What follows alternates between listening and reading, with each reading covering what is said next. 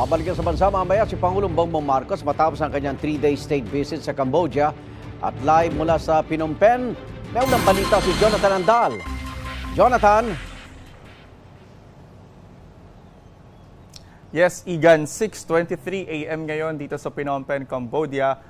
Mas late ng isang oras kumpara dyan sa Pilipinas.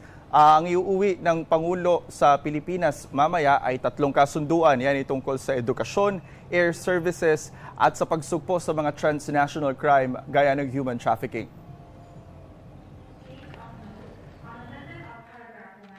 Kasama sa mga kasunduang pinirmahan sa pagitan ng Pilipinas at Cambodia, ang Memorandum of Agreement sa pagitan ng Philippine National Police at ng National Police of Cambodia para sa mas mabilis na pagsugpo ng mga krimen sa pamamagitan ng pagpapalitan ng impormasyon. We reaffirm our shared commitment to combat transnational crime, especially online scams, through information sharing and law enforcement. We agreed to strengthen collaboration among our law enforcement and security institutions, so that our collective response will be swift, coordinated, and effective.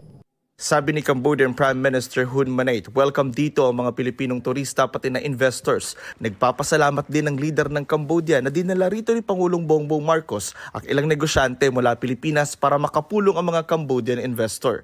Kahapon sa pulong ng Pangulo sa mga negosyante sa Cambodia at Pilipinas, inengganyo niya ang mga ito na samantalahin ang lumalakas na ugnayan sa ekonomiya ng dalawang bansa. Nakatuon daw ngayon ang Pilipinas sa pagpapalawak ng ugnayan sa mga sektor ng consumer goods, education, healthcare, franchising, infrastructure, agro-processing at logistics. With continued collaboration, I am confident that our economic ties will expand further.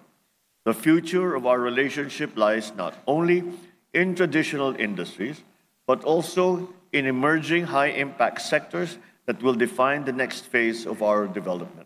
Tiniyak rin ng Pangulo sa mga negosyante na business-friendly ang Pilipinas.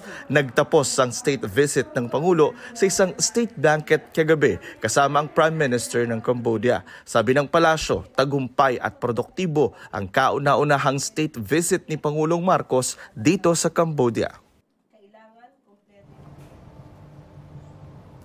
Naalis dito sa Cambodia ang Pangulo alas 12 ng tanghali oras dyan sa Pilipinas. Pero bago yan, magkakaroon muna siya ng press conference kasama yung Philippine Media Delegation dito sa Cambodia. At inaasahan natin ang pagsagot ng Pangulo sa mga may init na issue dyan sa Pilipinas. Yan muna ang unang balita mula rito sa Phnom Penh, Cambodia.